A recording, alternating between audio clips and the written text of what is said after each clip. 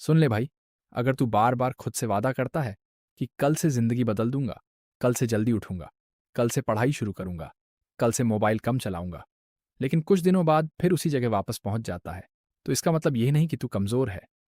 अधिकतर लोग यही सोचते हैं कि उनमें डिसिप्लिन नहीं है, इसलिए वे अपने गोल्स हासिल नहीं कर पाते। लेकिन केली मैकगोनिगल अपनी किताब द विल पावर इंस्टिंक्ट में बताती हैं कि समस्या अक्सर कैरेक्टर की नहीं होती, बल्कि विल पावर को समझने की होती है। इस किताब की सबसे बड़ी खासियत यह है कि यह हमें डांटती नहीं, बल्कि समझाती है कि हमारा ब्रेन कैसे काम करता है और हम अपनी आदतों को बेहतर कैसे बना सकते हैं। अगर आप ऐसी ही शानदार बुक समरीज और सेल्फ इम्प्रूवमेंट वीडियोस पसंद करते हैं, तो चैनल को सब्सक्राइब ज़रूर कर लीजिए। इससे आपको हर हफ्ते नई किताबों की सबसे ज़रूरी सीखें मिलती रहेंगी। तो चलिए शुरू करते हैं। विल पावर आखिर है क्या? ज़्यादातर लोग विल पावर को सिर्फ किसी चीज़ को मना करने की शक्ति मानते हैं, लेकिन लेखक बताती हैं कि विल पावर 3 अलग-अलग शक्तियों का मेल है। पहली शक्ति है आई विल पावर, यानी वह ताकत जो आपको ज़रूरी काम करने के लिए प्रेरित करती है। मान लीजिए आपका मन नहीं है, लेकिन फिर भी आप एक्सरसाइज करते हैं। यह आई विल पावर है।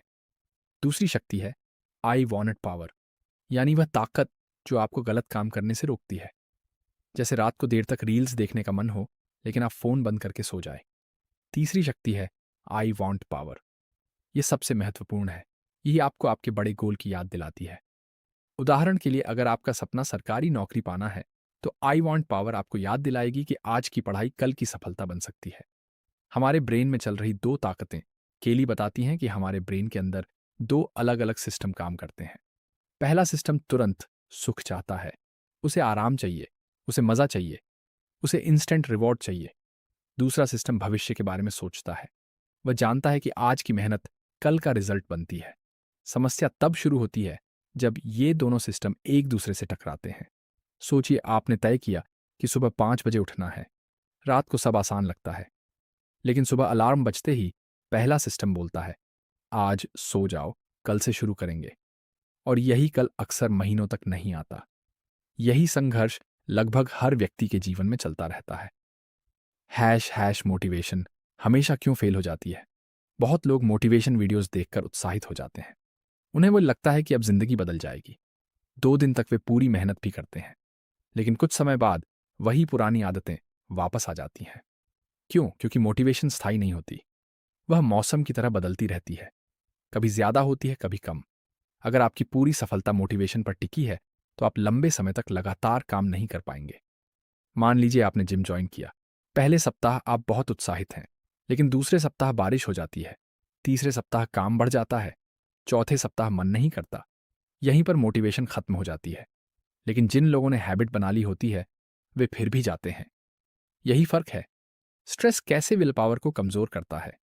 किताब की एक सबसे महत्वपूर्ण सीख यह है कि स्ट्रेस और विल पावर का गहरा संबंध है। जब इंसान स्ट्रेस में होता है, तो उसका ब्रेन सर्वाइवल मोड में चला जाता है। वह भविष्य की जगह वर्तमान पर ध्यान देने लगता है। उसे बस तुरंत राहत चाहिए होती है। इसीलिए लोग स्ट्रेस में ज्यादा खाते हैं, ज्यादा शॉपिंग करते हैं, ज्यादा सोशल मीडिया चलाते हैं और ज्यादा प्रोक्रेस्टिनेशन करते हैं। उदाहरण के लिए सोचिए कि आपका इंटरव्यू आने वाला है। आपको तैयारी करनी चाहिए, लेकिन आप पढ़ाई करने के बजाय यूट्यूब शॉर्ट्स देखने लगते हैं। ऐसा इसलिए नहीं कि आप आलसी हैं, बल्कि इसलिए क्योंकि आपका ब्रेन तनाव से बचना चाहता है। वह तुरंत आराम ढूंढ रहा है। इसीलिए stress management will power management का महत्वपूर्ण हिस्सा है। छोटी आदतें बड़े बदलाव लाती हैं। अधिकतर लोग एक ही दिन में पूरी जिंदगी बदलना चाहते हैं। वे सोचते हैं कि कल से सब बदल जाएगा, लेकिन ऐसा शायद ही कभी होता है। केली बताती हैं कि विल पावर छोटे छोटे निर्णयों से मजबूत होती है। अगर आप रोज सिर्फ 10 मिनट पढ़ते हैं, तो यह 0 मिनट पढ़ने से बेहतर है। अगर आप रोज 5 मिनट वॉक करते हैं, तो यह बिल्कुल न चलने से बेहतर है। अगर आप रोज 1% सुधार करते हैं, तो कुछ महीनों बाद परिणाम चौंकाने वाले हो सकते हैं। ब्रेन धीरे धीरे नई आदतों को स्वीकार करता है, इसलिए छोटे कदमों को कभी कम मत समझिए। खुद से किया गया वादा लेखक एक दिलचस्प बात बताती हैं। अक्सर हम दूसरों से किए गए वादे निभा लेते हैं, लेकिन खुद से किए गए वादे तोड़ देते हैं। अगर दोस्त से मिलने का समय तय हो, तो हम पहुंच जाते हैं, लेकिन खुद से कहा हो कि सुबह एक्सरसाइज करेंगे, तो बहाने ढूंढ लेते हैं। क्यों? क्योंकि हमें लगता है कि खुद को निराश करने की कोई कीमत नहीं है। लेकिन सच ये है कि हर टूटा हुआ वादा हमारे आत्मविश्वास को थोड़ा कमज़ोर कर देता है और हर निभाया हुआ वादा हमें मजबूत बनाता है। यहीं से विल पावर की असली शुरुआत होती है। जब आप खुद से किए गए छोटे वादों को निभाना शुरू करते हैं, तब आपका ब्रेन धीरे धीरे भरोसा करने लगता है कि आप वास्तव में बदल सकते हैं। भाग 2 में हम dopamine, meditation, sleep, self control, guilt और किताब की सबसे शक्तिशाली सीखों को समझेंगे। अब तक हमने समझा कि विल पावर क्या है, ब्रेन के अंदर कैसी लड़ाई चलती है, मोटिवेशन क्यों हमेशा भरोसेमंद नहीं होती और स्ट्रेस हमारी इच्छा शक्ति को कैसे कमजोर करता है। लेकिन अब सवाल यह है कि आखिर हम बार बार उन्हीं गलतियों को क्यों दोहराते हैं जिनके नुकसान हमें पहले से पता होते हैं।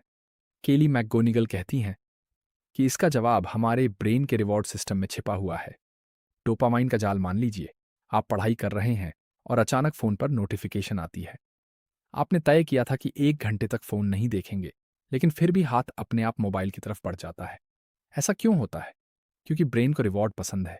डोपामाइन एक ऐसा केमिकल है जो हमें रिवॉर्ड मिलने से पहले एक्साइटमेंट महसूस करवाता है। जब भी ब्रेन को लगता है कि कुछ अच्छा मिलने वाला है, डोपामीन बढ़ जाता है। यही कारण है कि लोग बार बार सोशल मीडिया खोलते हैं।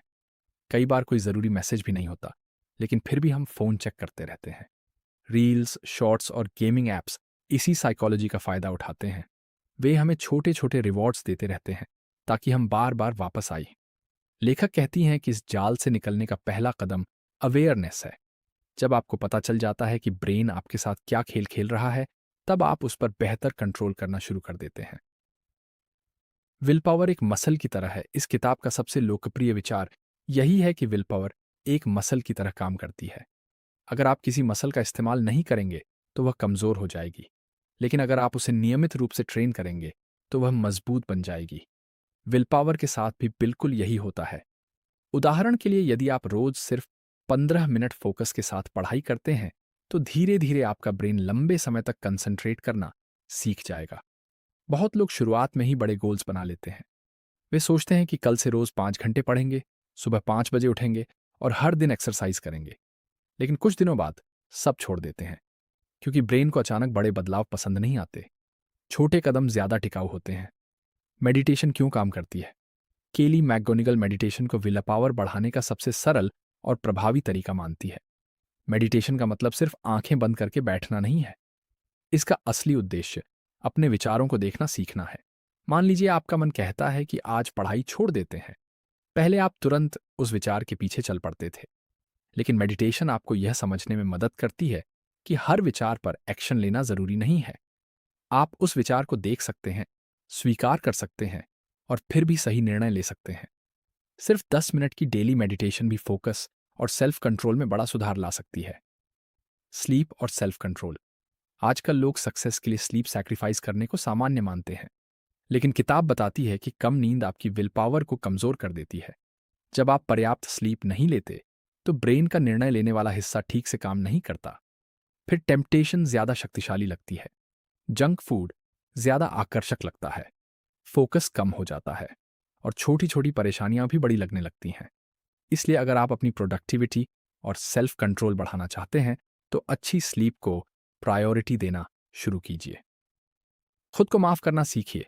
बहुत लोग सोचते हैं कि खुद को डांटना उन्हें बेहतर बनाएगा, लेकिन किताब बताती है कि अत्यधिक गिल्ट अक्सर नुकसान पहुंचाता है।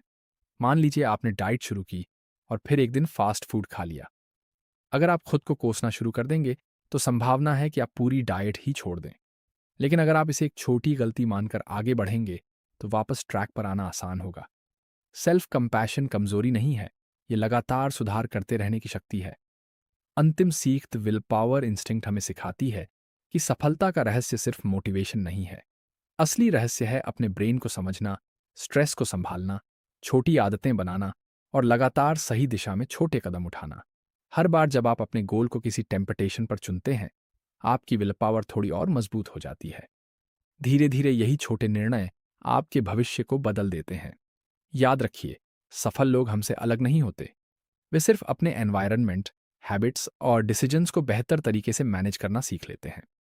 अगर आपको यह समरी पसंद आई हो, तो वीडियो को लाइक ज़रूर करें।